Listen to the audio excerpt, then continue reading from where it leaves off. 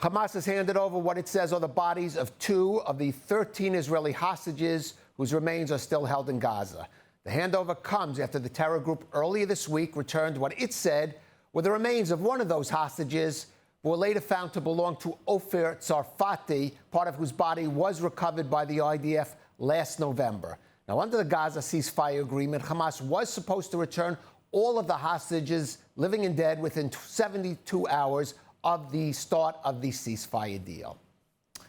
Despite several violations of the Gaza ceasefire in recent days, Prime Minister Netanyahu is reportedly backing away from plans to expand the IDF's yellow line of control inside Gaza, a move which had been approved by the security establishment following the killing of an IDF reservist this week in Rafah. Reports in Israeli media say the about-face followed a Trump veto of the move. More from ILTV's Steve Leibowitz. Visiting U.S.-Israeli ceasefire headquarters in Kiryat Gat, Prime Minister Netanyahu vowed a joint effort to ensure Hamas disarmament. קודם כל אני שמח לארח פה בקריית גת את ידידינו האמריקנים. הם עובדים יחד איתנו על תוכנית להשיג עזה אחרת, עזה שלא תהווה איום על ישראל יותר. Netanyahu made the remarks during a tour of the Civil Military Coordination Center in Kiryat Gat, accompanied by IDF Chief of Staff Lieutenant Colonel Eyal Zamir, Shin Bet Director David Zini, and senior IDF officers. Speaking alongside CENTCOM Commander Brad Cooper, Netanyahu said Israel is working in stages to disarm Hamas and demilitarize the Gaza Strip, declaring, "We will achieve what we are determined to achieve."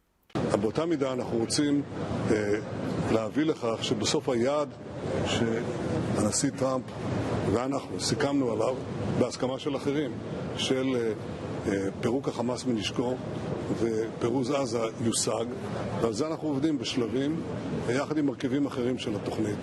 The Prime Minister said Israel's security responsibility for our forces and our freedom of action in Gaza is accepted by the country's partners, including the United States. Netanyahu reiterated that Israel and the U.S. are coordinating to achieve the goal agreed upon with President Trump, the disarmament of Hamas and the demilitarization of Gaza. Trump had said that Hamas indicated willingness to disarm, but the terror group has publicly denied any such intention. אני מאמין שבשיתוף פעולה עשינו כבר דברים שהדהימו את העולם, גם באיראן, גם בשחרור חטופינו החיים שאף אחד לא האמין שנצליח. אז יש פה מאמץ אמיתי בשיתוף פעולה עם שמירה של הביטחון בידינו להשיג תוצאות שאולי אף אחד לא מאמין שנשיג, ואנחנו רוצים לנסות. The Hebrew media is reporting that U.S. President Trump vetoed an Israeli proposal to shift the yellow line in the Gaza Strip and expand IDF control in response to a serious ceasefire violation by Hamas. In the aftermath of the incident that resulted in the death of Master Sergeant Yon Ephraim Feldbaum, the IDF had planned for the IDF to assume control of the targeted area.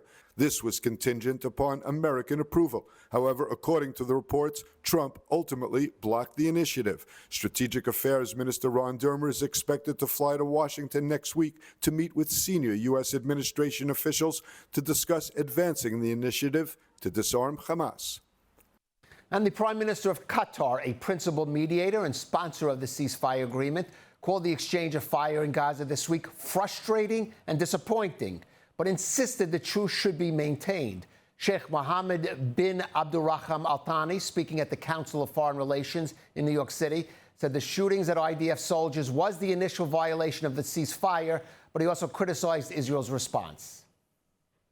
What happened yesterday was a violation, and then what we were expecting that this violation also will be, there will be a response for it. But fortunately, I think like the main parties are, both of them are acknowledging that the ceasefire should hold and they should stick to the agreement. You're using the word violation. Can you tell us who do you believe violated the ceasefire? Well, look, if we will start to describe the violations, it will be an open-ended questions. But what happened yesterday, the attack on the Israeli soldiers, that's basically a violation by the Palestinian Party. Now, Hamas has put a statement that they are not in communication with this group. We don't know yet. We didn't have any verification if this is true or not.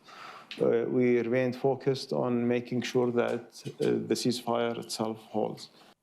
Al-Thani added that he believes Hamas will cooperate in both decommissioning its weapons and allowing other parties to take over the governance of Gaza, but insisted this must be accompanied by the initiation of a political horizon for the Palestinians.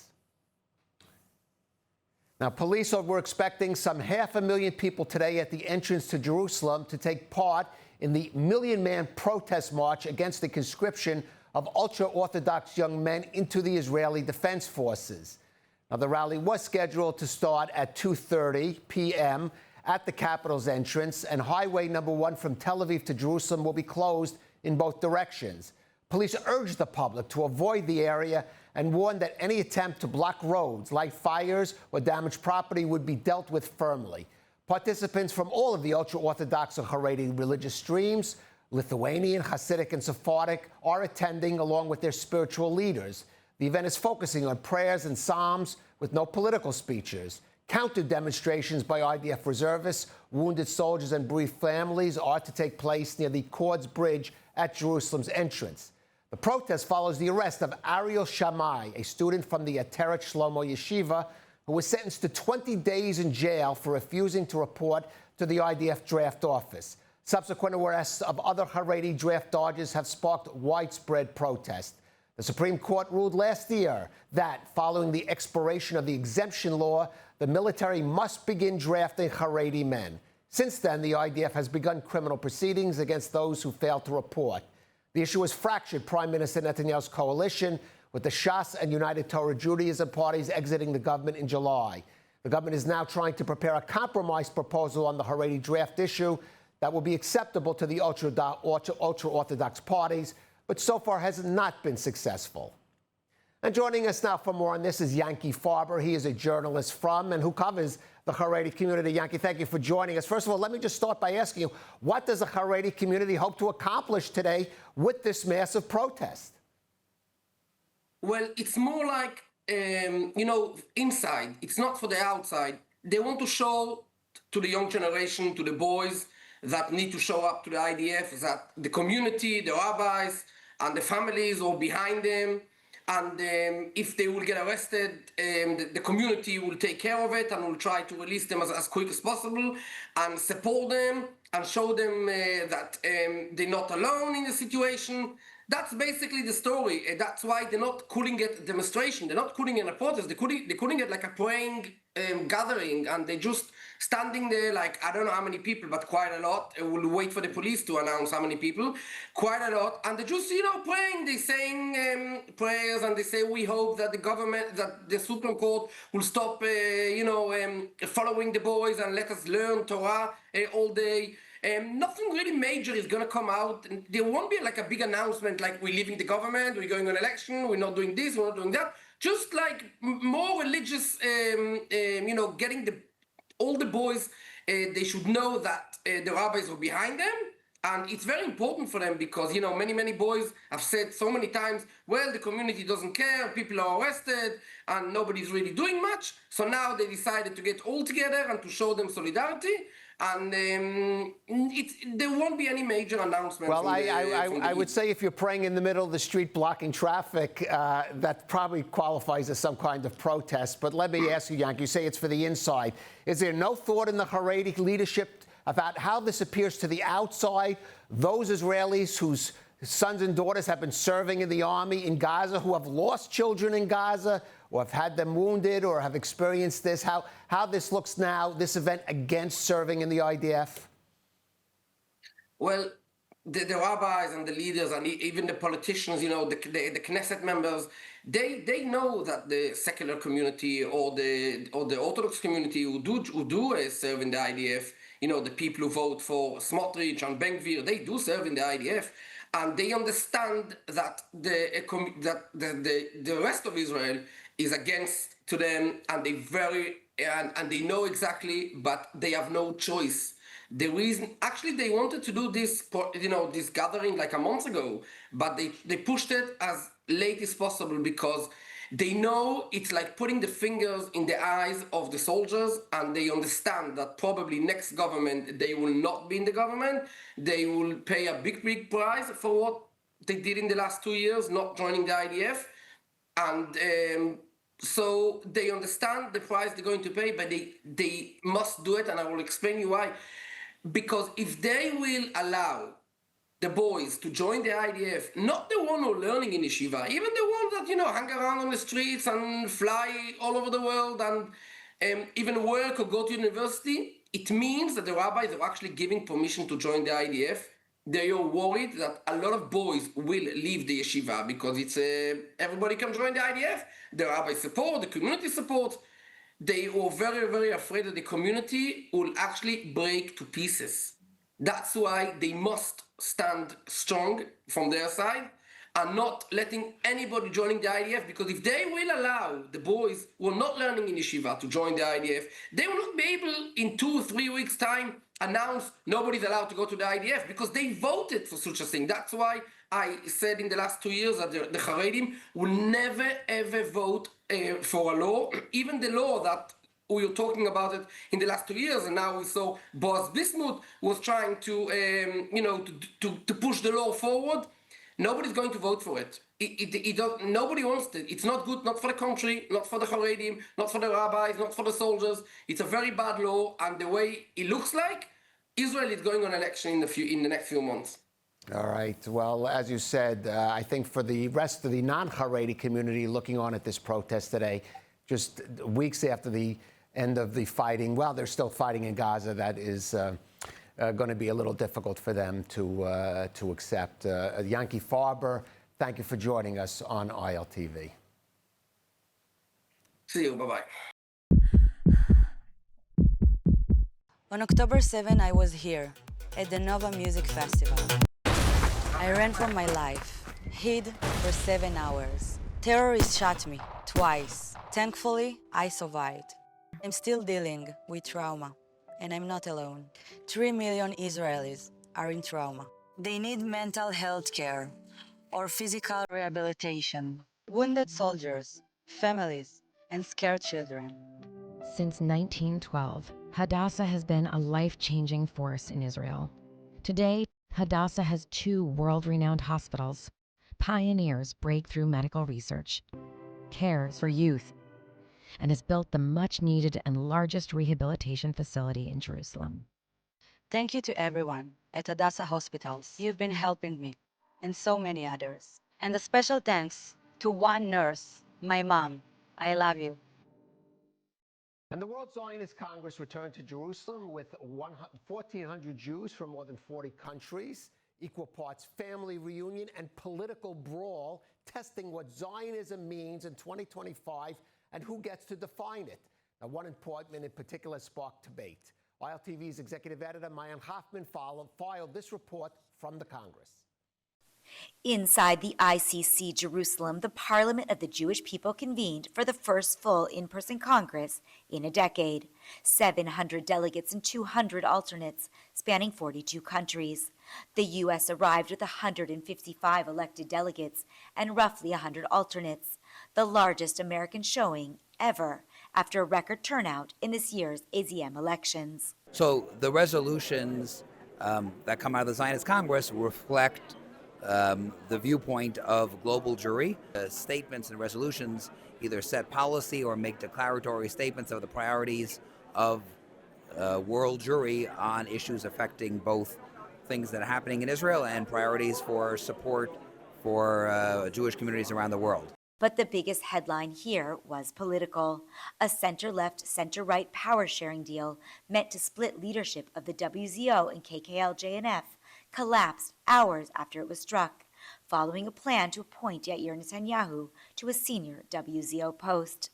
The plenary then voted to extend the Congress by 2 weeks to salvage a coalition. Tempers flared behind closed doors. Ministers traded accusations over who was cutting deals with whom. It was messy and very Jewish. Zionism is in our soul and in our heart. So no matter what happens on the streets of New York or around the world, those of us who are really compassionate about it, we can't let that stop us. Beyond the drama, committees advanced a raft of resolutions, combating anti-Semitism, strengthening Jewish education, and proposals from women's groups to expand mentorship and leadership pipelines. Some really do have bearing on what the World Zionist Congress and the World Zionist Organization can do moving forward. Women have to play a pivotal role in it, so we need to make it through resolutions, through positions, through keys of influence. It's not enough to say it's not quantity, it's also quality of what we do here. And yet, for first-timers, the site of a global Jewish town hall was the story.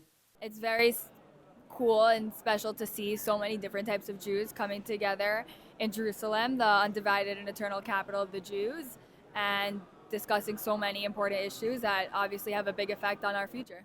Inside the committees, arguments were sharp over borders, peoplehood, identity, and priorities after 2 years of war. For some, the danger is external. For others, it's internal division. For all, the work is to turn debate into budgets and programs that touch real lives in Jerusalem to the diaspora.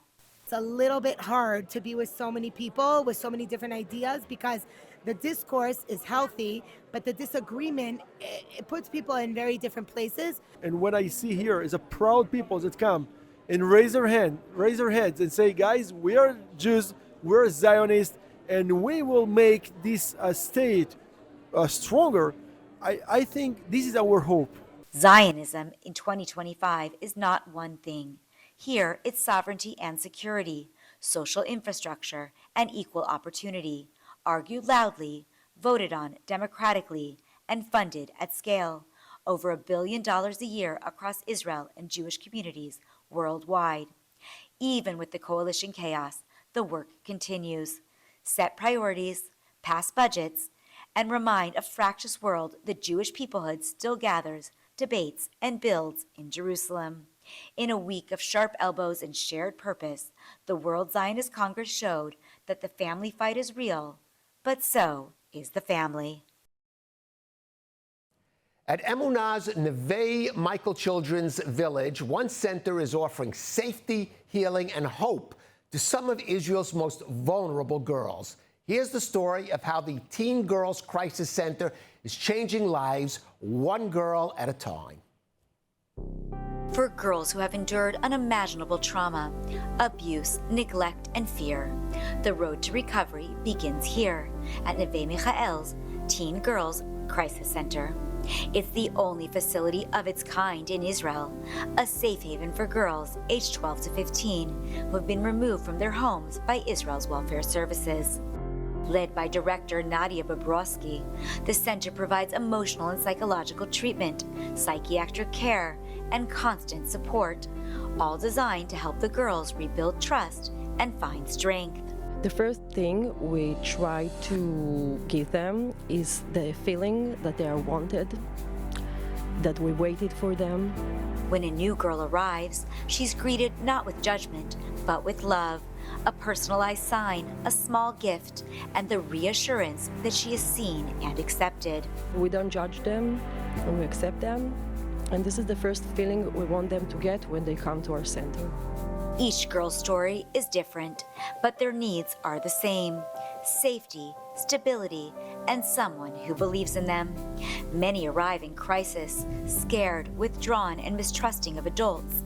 But over time, something changes. The biggest change that we see in those girls is the ability to trust people, to form a healthy connections that based on respect.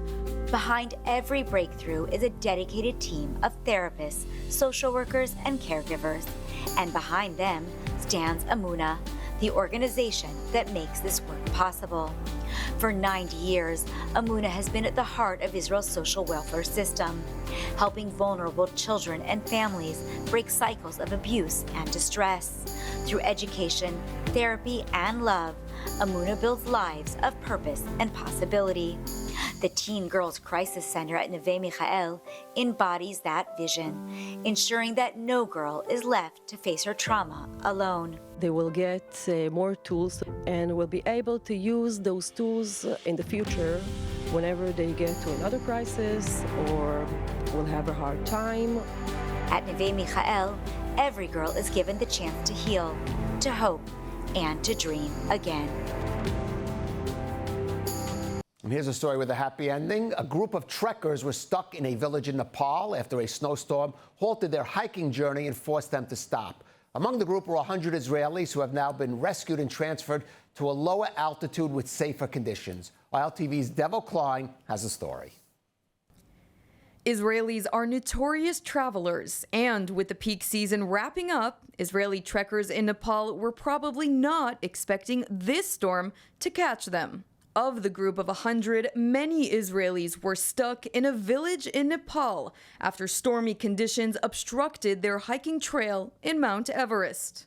Reports confirmed that one hiker was evacuated via helicopter due to a serious medical condition to a nearby village, likely caused by the conditions. One helicopter attempting to evacuate hikers ended up crashing before the rescue mission could take shape. No one was injured in the crash. The Israelis were rescued and taken from Samdu to the nearby village of Samagwan, which is at a lower altitude, as Walla news site reported. Due to dangerous conditions, both the Nepalese and Chinese sides of Mount Everest have been closed for trekkers. And now it's time for our Hebrew word of the week. Each week, along with eTeacher, we learn a new Hebrew word and relate it to the Bible, current affairs, and our everyday lives. For more info on the Rosen School of Hebrew, please scan the QR code on your screen. But in the meantime, let's hear this week's word of the week. Welcome to Hebrew Word of the Week. I'm Ariella, and in this segment, together with eTeacher, we explore the beauty and depth of the Hebrew language. We'll learn a new Hebrew word or phrase and see how it's used in the Bible, current events, and everyday life. Today's Hebrew word is emunah, which means faith. In Hebrew, emunah represents a deeply rooted belief and trust in something greater than oneself. Emunah is a word that embodies the concept of faith in Hebrew culture. It goes beyond mere belief. It signifies unwavering trust and conviction. In Hebrew culture, emunah is a fundamental aspect of religious and spiritual life. It's the cornerstone of belief in God and the guiding force behind many actions and rituals. People with strong emunah often find comfort, strength, and purpose in their faith. Here are some examples of how the word emunah is used in a sentence. Ha'emunah be'Elohim hi chelek chashuv b'chayai. Faith in God is an important part of my life. Ani mitnachem be'emunati be'et kshayim. I find comfort in my faith during difficult times. So if you're interested in learning more about the Hebrew language, check out eTeacher. This online and live course is the most established Hebrew language instruction institution. You can learn with a time-proven method for every level or start from scratch. eTeacher offers dynamic online courses with live video lessons, weekly webinars, and ample support, and allows you to connect to a lively global community for an enriched learning experience. Click the link below and visit the eTeacher website today to learn more. Let's take a look now at the weather forecast. Cloudy skies are expected around most of the country tonight, with temperatures reaching lows of 19 degrees Celsius or 66 degrees Fahrenheit. Then tomorrow, we'll see clear skies alongside hot temperatures, seeing highs of 31 degrees Celsius or 80 degrees Fahrenheit.